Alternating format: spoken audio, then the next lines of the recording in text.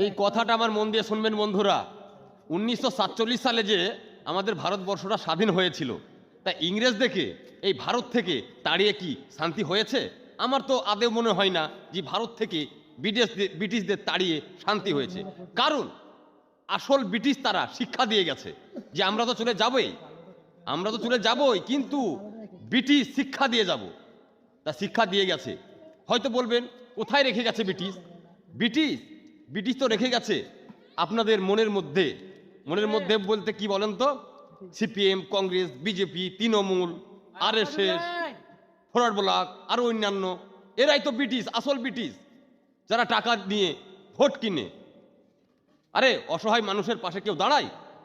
কার ভাত হয় না, কার দিন যায় না, কার আপদ বিপদ দেখে না, নিজের পকেটটা কি করে ভরবো, নিজের রাজমহল রাজপ্রাসাদ কিভাবে বানাবো, এটাই তো দেখছে। কে কজনা দেখছে গরিব মানুষকে? কেউ খেতে পায় না, আর কেউ খেতে পারে না।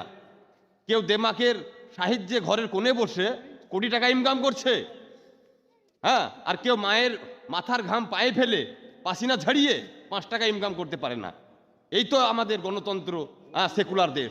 তা বন্ধুরা, ভিডিওটা বেশি বেশি শেয়ার করে দেবেন, অন্যদিকে দেখার সুযোগ করে দেবেন। এটাই আমার ছিল ভিডিও, ঠিক আছে?